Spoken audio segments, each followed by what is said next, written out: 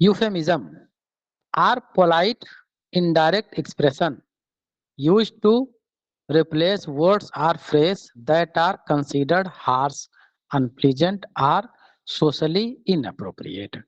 इसका मतलब होता है कुछ चीजें ऐसी होती हैं जो सीधे बोल दिया था, कहते यार तुमने तो बिल्कुल लाठी सी मार दी, तो उन चीजों पर जो है, उन चीजों की जगह पर कुछ जो है अच्छे शब्दों से जो है वो चीज जाहिर कर देना, बता देना। जैसे किसी का कह दिया गया कि वो तो जो है किसी की डेथ हो गई है, तो वो जैसे बोला गया कि सीधे वो मर गए, तो इसके स्थान पे थोड़ा जो सोफिस्टिकेटेड या अच्छी लैंग्वेज बोली जा सकती है कि वो गुजर गए या वो नहीं रहे।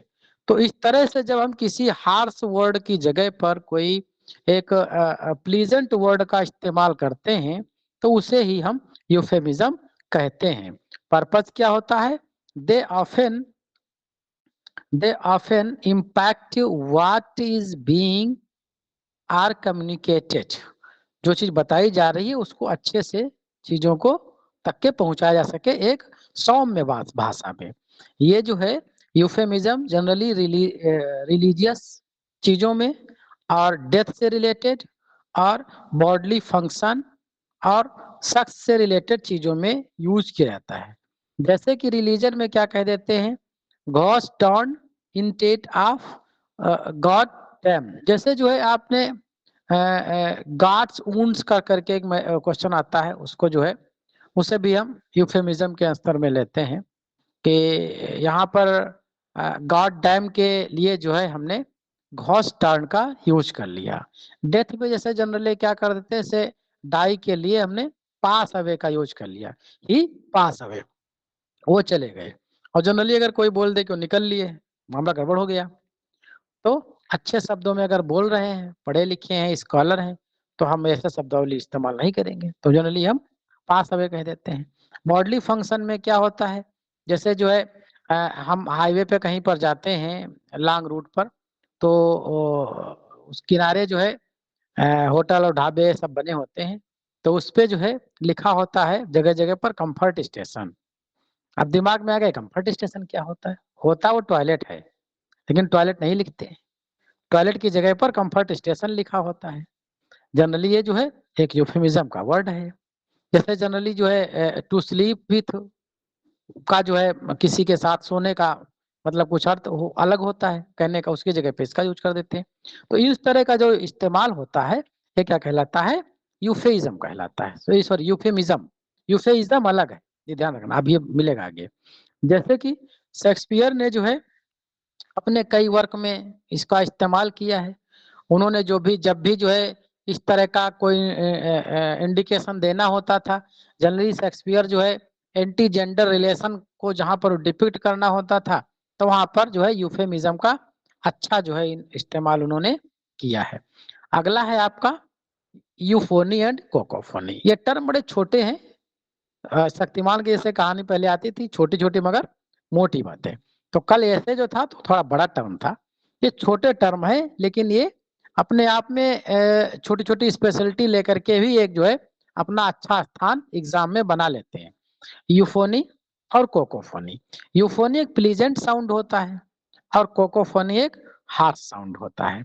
Refer to the language that harmonious smooth and melodious producing pleasant auditory effect. मतलब ऐसा कोई बोले आप सुनते ही रह जाओ, पता लगे मजा आने लगे सुनते सुनते जो है। और एक कोई ऐसा बोल दे जैसे खाना खाने के लिए ही घर में कह दिया जाए, तो कभी कभी किसी किसी के होम मिनिस्टर जो बोल देते अच्छे से, तो यूफोनी बोल दिया तो भूख नहीं लगी, चलो एक रोटी और खा लेते हैं, है ना। और कभी कभी अगर कोकोफोनी में आदेश मिल गया तो भूख लगी भी है तो वहां भी एक रोटी कम हो जाती है। होता है कि नहीं होता है? होता होगा कुछ लोगों के यहाँ, सब क्या नहीं होता। Technique use to achieve euphony. Generally ये ध्यान रखिए, इसका जो साउंड होता है वो जो है एम, एन, आर और एस, इनके जो साउंड निकलेगा उनमें इस तरह की कॉन्सोनेंट का जो है प्रोनाउंसिएशन ज्यादा होता है। यहाँ पर हार्स जो है वर्ड्स का इस्तेमाल नहीं किया जाता है, जबकि जो कोकोफोनी है उसमें हार्स होता है। जैसे जॉन कीट्स का जो है ईवा वेस्टी एग्नेस जो 1820 में आता है, उसमें इन्होंने जो है ट्रैंक्विल ड्रीमी एटमॉस्फेयर का जो है यूफोनी अच्छा इस्तेमाल किया है। कोकोफोनी क्या होता है? एक ऐसी लैंग्वेज होती है जो रफ होती है, जो अनप्लीजेंट होती है, जो किसी को जो है कर्कश लगती है, उसको आघात पहुंचा सकती है ऐसी आवाज, तो ऐसे जो है हम कोकोफोनी कहते हैं। जैसे ये अच्छा, कोकोफोनी अनइंटेंशनली और इंटेंशनली दोनों तरह से होता है। अनइंटेंशनली क्या मतलब, से बोल रहे हो अचानक से कुछ निकल गया मुंह से।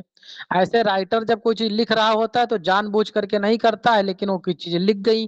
जैसे मैथ्यू अर्नल्ड का जो डावर बीच है, काफी जो है अच्छा वर्क मानाता है, फेथफुल वर्क मानाता है, लेकिन उसमें एक लाइन है, lay like the folds of the bride's girdles furled. ये जो है एक कोकोफोनी का एग्जाम्पल कंसिडर किया जाता है। इसमें देखो आई और आर का जो है जो साउंड प्रोनाउंसिएशन है वो हार्श माना गया, अकॉर्ड माना गया है। और इंटेंशनल वो होती है जिसमें जानबूझ करके ह्यूमर या फिर जो है कोई कॉमिक चीज लाने के लिए एक्टर यूज करता है, तो उसे जो है हम इंटेंशनल कोकोफोनी कहते हैं। जैसे रॉबर्ट ब्रोनी का जो है पाई पेपर्स में जो है इन्होंने जो है rat they farts the dogs and kill the cats, यहाँ पर जो है ब्राउनिंग कोकोफोनी यूज करते हैं चूहा और बिल्ली का बीच में जो डिसऑर्डर चल रहा है उसको इमिटेट करते हुए कोकोफोनी यूज करते हैं ह्यूमर क्रिएट करने के लिए। और इसमें जो है मिमिक्री वगैरह भी इसी के श्रेणी में आती हैं। जैसे कि थॉमस हार्डी का जो है इन टेरबिट्स का जो एक लाइन है, I sell not lose old strength. इसमें हार्डी साहब ने जो है एक मोनोसिलेबिक लैंग्वेज इस्तेमाल किया है, जो एक डॉगरल टाइप में चीजें यहाँ पर बताते हैं, और एक कोकोफोनी है, और ये जो है एक इंटेंशनल कोकोफोनी माना जाता है। अब आ जाओ यूफेइज्म। यूफेमिज्म था और ये है यूफेइज्म। यूफेइज्म हिंदी में थोड़ा समझ लो क्या होता है। एक ऐसी जो है भाषा या फिर ऐसी जो है शब्दावली, गांव से जो लोग बिलोंग करते हैं, तो अब तो नहीं, लेकिन पहले के जब हम बहुत छोटे थे तब अगर कोई गांव में अच्छा व्यक्ति शहर से आ गया, तो वहाँ गांव वालों के सामने अगर वो शुद्ध हिंदी बोलने लगा तो बोलते थे तो अंग्रेजी बोल रहा। तो वो जो शुद्ध भाषा होती थी उसको लोग कोलोकियल जो लोग बोलने वाले थे लैंग्वेज वर्नाकुलर, तो वो समझते थे कि ये शायद अंग्रेजी बोल रहा, लेकिन वो होती शुद्ध हिंदी ही थी।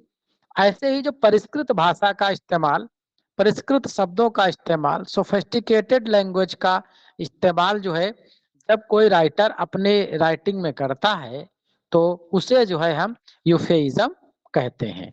जैसे कि डिफिनेशन में देख सकते हैं, a highly elaborated and formal purpose style that flourished in 1580s। जो 1580 के दशक में जो है राइटर लिखते थे तो उसमें ज्यादातर सोफिस्टिकेटेड लैंग्वेज ज्यादा इस्तेमाल करते थे। शेक्सपियर के पहले के जो थोड़ा राइटर रहे, वहां शेक्सपियर तक के काफी चीजें ठीक रही, लेकिन शेक्सपियर भी इसमें कोलोकियल लैंग्वेज इस्तेमाल करना चालू कर दिए, कॉमन लोगों की लैंग्वेज इस्तेमाल करना चालू कर दिए। और जब आया ये रोमांटिक पीरियड तो फिर विलियम वर्ड्सवर्थ ने तो कमाल ही कर दिया, उन्होंने तो एक छोटे छोटे व्यक्ति को भी उठा करके उसकी लैंग्वेज को एक लिटरेचर में स्थान दे दिया। तो ये क्या हो गया आपका यूफेमिज्म, कि एक जो सही शब्दावली का इस्तेमाल करके जो प्रोज राइटिंग में लोग लिखते हैं उसे ही यूफेमिज्म कहते हैं। जैसे कि जो ये जॉन लिली थे, इन्होंने अपने वर्क में यूफेइज्म का अच्छा इस्तेमाल किया है। और जॉन लिली यूनिवर्सिटी बिट्स जो थे वो शेक्सपियर के प्रिकर्सर माने जाते हैं उस टाइम के, तो वहां पर अच्छा खासा यूफेइज्म का इस्तेमाल होता था। इसके कैरेक्टरिस्टिक्स क्या होते हैं, ये देखो प्रोज में होता है और इसमें मैक्सिम और एफोरिज्म टाइप में इस्तेमाल की जाती थी। मैक्सिम और एफोरिज्म ये सब इसमें इस्तेमाल करी जाती हैं, कहावतें वगैरह इस्तेमाल कर दी जाती हैं, प्रोज में होती हैं ये। इसका जो सिंटैक्टिकल बैलेंस होता है, जैसे एंटीथेसिस वगैरह होते हैं, तो एंटीथेसिस में जो है एक आपको दूरदृष्टि जो है भाव उसमें निकल के आता है। सीधे शब्दावली पे जा करके आप ना हो करके उसका एक भाव निकालते हैं, तो एक आम आदमी जो है उसको समझ नहीं पाता है, तो इसी को कहते हैं यूफेइज्म। अभी जो है अगर आप अपने भारतीय संस्कृति की बात करें तो लगभग अच्छी जगहों पर, और जब नवरात्रि वगैरह होती है तो उसमें जो है होते हैं एक जवाबी कीर्तन। वैसे तो नवरात्रा जागरण होता है, और जागरण जिस दिन हो जाता है उसके बाद जो है जनरली जगहों पर जब वहाँ बड़े बड़े कार्यक्रम होते हैं तो वहां पर सांस्कृतिक कार्यक्रम में एक रखा जाता है जवाबी कीर्तन। तो जवाबी कीर्तन में जो है हिंदी के जो है बड़े बड़े विद्वान लोग होते हैं कहने वाले, तो उसमें जो शब्दावली इस्तेमाल करते हैं तो वो एक आम व्यक्ति समझ नहीं पाता है। जैसे उन्होंने कह दिया है तुमने जान ली तो मेरी जान ली। अब एक जान का अर्थ हो गया है जानना, नॉलेज, इंफॉर्मेशन। एक जान का अर्थ हो गया आपका सॉल या हमारी आत्मा। तो ये इस तरह की जब शब्दावली का इस्तेमाल करते हैं अथर्थ अपनी राइटिंग में, तो जो आम आदमी समझ नहीं पाता है या फिर उसको समझने के लिए एक विटी लेवल पर जाना पड़ता है, कहावतों वगैरह को जानना जरूरी है। तो ये सारी चीजें क्या हो गई हमारी जो है यूफेइज्म के अंतर्गत आती हैं। जनरली जो है सटारिकल बैलेंस में भी आती हैं, और कभी कभी रिटोरिक चीजें भी यहाँ पर यूज करने की आपको देखने को मिलेंगी। जैसे कि आपको एक नॉर्मल कॉन्सोनेंट का रिपीटेशन मिल जाएगा, बट वहां पर ऑप्शन में एलिट्रेशन नहीं होगा। कोई लाइन दी हुई है, नॉर्मल कॉन्सोनेंट का रिपीटेशन है, लेकिन ऑप्शन में एलिट्रेशन या रिपीटेशन नहीं है, ननाब्दम है, और एक जगह आपको मिल जाएगा यूफेइज्म। मेरी बात को समझ रहे हैं? अभी आगे उदाहरण मिलेगा आपको। और दूसरा एक वॉबल साउंड का भी रिपीटेशन आपको किसी लाइन में मिल सकता है, लेकिन ऑप्शन में जो एसोनेंस नहीं दिया होगा। अब आपके दिमाग में आएगा वॉबल साउंड का रिपीटेशन हो रहा है तो एसोनेंस होना चाहिए, एसोनेंस नहीं है तो ननाब्दम लगा दें हम, मामला गलत हो जाएगा आपका। एसोनेंस नहीं है, वॉबल का रिपीटेशन हो रहा है, तो आपको ऑप्शन में यूफेइज्म देखने को मिलेगा। अगर यूफेइज्म है तो यूफेइज्म पे जाएंगे, ननाब्दम पर नहीं जाएंगे। मेरी बात समझ पा रहे हैं? हेलो? Yes sir. जी। तो एलिट्रेशन के जो टर्म्स हैं, एसोनेंस के जो फीचर हैं, वो इनके अलावा यूफेइज्म में आपको मिलेंगे। ये बात समझ में आ गई होगी। आगे हम बात कर लेते हैं कुछ जो है इनका प्रभाव पड़ा लिटरेचर पर, तो शेक्सपियर साहब ने इसका इस्तेमाल किया। क्योंकि शेक्सपियर के पहले ये ज्यादातर इस्तेमाल होती थी, तो शेक्सपियर साहब कहाँ छूते रहे, वो तो प्लेजरिज्म का उनके ऊपर आरोप लगता ही रहता है, तो उन्होंने भी इसको कॉपी किया। इनका जो वर्क था एक लव लेबर लास्ट, उसमें जो है इन्होंने बीरॉन, जैसे कि एक जो है वर्क इनका है मच एडो अबाउट नथिंग, उसमें जो है बेनेडिक्ट और बियाट्रिस की बड़ी बिटी लाइंस के लिए वो फेमस है कैरेक्टर दोनों। ऐसे लव लेबर लास्ट में जो है बीरॉन को जो है आप कंसीडर करिए, बीरॉन है और एक कैरेक्टर और है आर्माडो, ये दोनों जो है बिटी कैरेक्टर माने जाते हैं। इनकी लाइनें बहुत मतलब एफोरिस्टिक लाइनें मानी जाती हैं। तो बीरॉन के माध्यम से एक्ट 5 सीन 2 में जो है इन्होंने कहा है this senior junior giant dwarf Dan Cupid. लाइनें देखना, ऐसा लगेगा आपको कि या तो एलिट्रेशन होगा इसमें या तो इसमें एसोनेंस होगा। आई आई का रिपीटेशन हो रहा है, लग रहा कि नहीं लग रहा? क्यों? Yes sir. तो लेकिन ऑप्शन में आपके जो है ना एसोनेंस दिया होगा ना एलिट्रेशन दिया होगा। ऑप्शन में आपके दो चीजें दी होंगी, या तो एसोनेंस दिया होगा या तो ननाब्दम दिया होगा, तो कुछ और दे देगा। तो जब आपके दिमाग में यही जाएगा कि ये एसोनेंस और है नहीं तो ननाब्दम लगा के आ जाए, मामला गड़बड़ हो जाएगा। ये लेबल एक ऐसा है जहां पर आपको बियॉन्ड द सिलेक्शन चीजें आपको पता करनी है, सिर्फ सिलेक्शन तक ही सीमित नहीं रहना। सिलेक्शन की तैयारी तो सब कर रहे हैं, आप आपको रैंकिंग की जब तैयारी करेंगे तो सिलेक्शन तो श्योर हो ही जाएगा, तो आपको उस लेवल पर जाके तैयारी करनी है। अब दूसरा जो एग्जाम्पल इन्होंने दिया आर्माडो से कहलवा दिया, आर्माडो का एक लेटर था, उसमें जो है डॉन एड्रियाना डी आर्माडो इसका पूरा नाम है। एक्ट फर्स्ट सीन सर अगर इस कंडीशन में अगर सर इन्फॉर्मेशन और एसोनेंस दोनों दिया हो नहीं तो देगा, नहीं देगा, नहीं देगा। कोर्ट में थोड़ी जाएगा मुकदमा झेलने वो। बाकी आयोग का अगर आसान होगा पर्पज तो कुछ भी कर सकता है, सर बाकी अगर बाय देना द तो वे नहीं ऐसे चाहिए। आता है तो फर्स्ट ऑप्शन को नहीं प्रेफरेंस आएगा ही नहीं, ओके आएगा ही नहीं। अगर आएगा तो मामला विवाद में जाएगा, क्योंकि एमएच अब्रम का सोर्स लेकर के एक व्यक्ति पहुंचेगा कि हम एसोनेंस लगा के आए हैं, ये फीचर है, एक व्यक्ति लेकर के पहुंचेगा हम एफेमिज्म लगा के आए, ये फीचर है। किसकी जी बात सर मानेगा आयोग? या तो मामला एफ में चला जाएगा क्वेश्चन, वो है ना, नहीं जाएगा ऐसे। दूसरी है जैसे ग्रेट डिप्टी ये द एग्जाम्पल जो वैंकलिन, अभी आपने दिया है ये कडन में है क्या?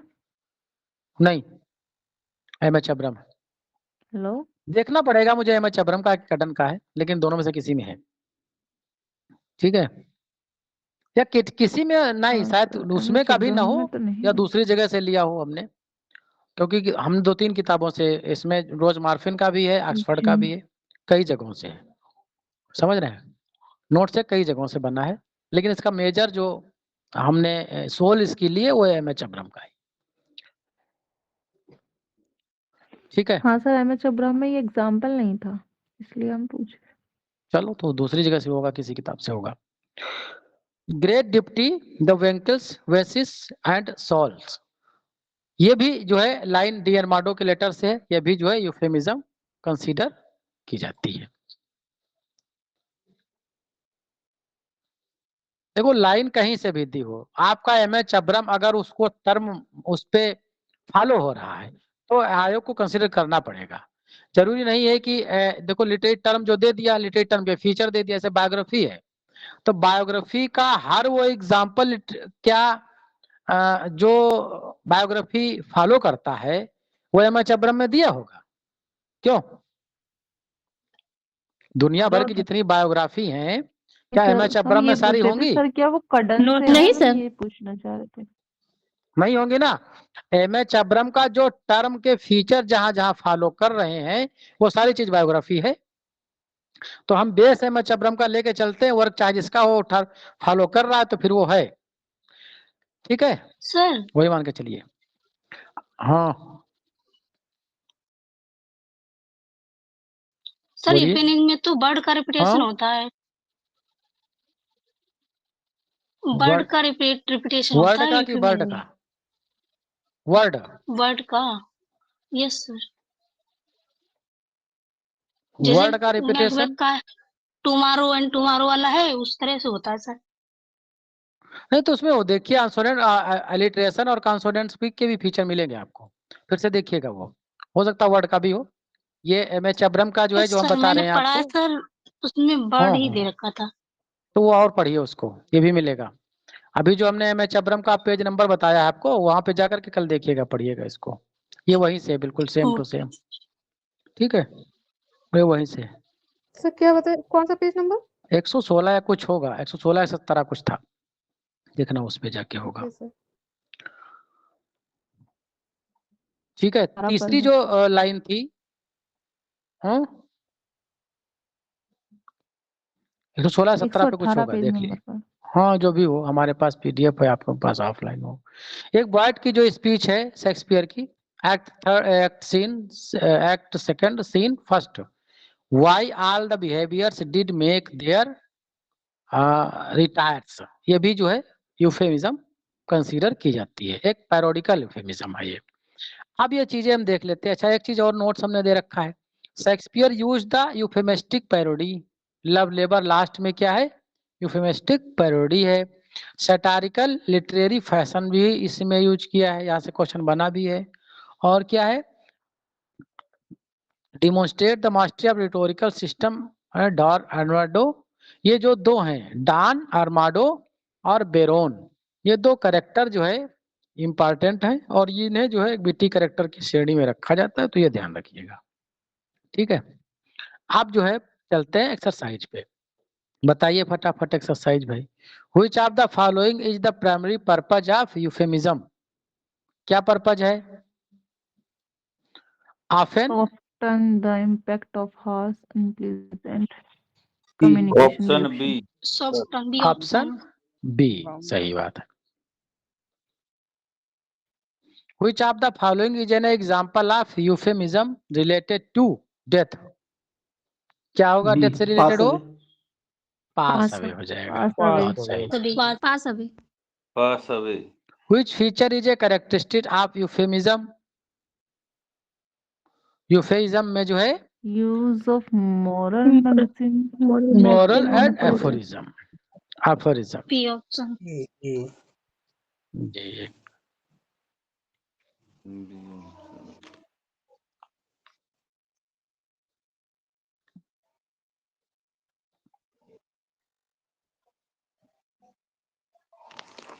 Love labor last. Who mocked the euphemism by describing Cupid with a desired absurd title? Biron. Biron. Don't. B option. C. Biron. C. C option. Which play and characters exemplified Shakespeare's parody euphemism? Love labor A lost. option. Love labor Love last. labor last. Don Armando. Labor. Don Adriano Diarmado. What is the difference between the euphony and cacophony? Pleasant sound और unpleasant का फर्क है। B option. B option. B पहुंचेगा। Which literary device is not typically associated with euphemism? Simile, alliteration, hyperbole ये हैं। Monosyllabic नहीं। D option. ये देखो हमने इसमें दे रखा क्या क्या चीजें आती हैं यूफेइज्म के तहत। कहाँ गया भाई? एक तो आपका जो है रिटोरिक क्वेश्चन आ सकते हैं ड्रामेटिक एम्फेसाइज करने के लिए। सिमिली होगा, आ सकता है। एल्यूजन भी इसमें आ सकते हैं। मेथोलॉजिकल होता है, हिस्टोरिकल होते हैं। सिमिली है ही है। और आपको हमने एलिट्रेशन और एसोनेंस, इतनी चीजें जो है ये आ सकती हैं किसके अंतर्गत? यूफेइज्म के तहत। ठीक है, तो इस तरह से हम लोगों ने आज 3 टर्म पढ़े। छोटे टर्म थे लेकिन ये दिमाग में रखने वाले टर्म हैं। कौन कौन से पढ़े टर्म हम लोगों ने? जी बताइए। Euphemism, cacophony, euphemism, cacography, euphony, euphemism, cacophony और यूफोनी और यूफेइज्म, 3 प्रमुख जो है टर्म हम लोगों ने आज 4 टर्म हो गए। तो आज का सेशन हम लोग यहीं तक रखते हैं।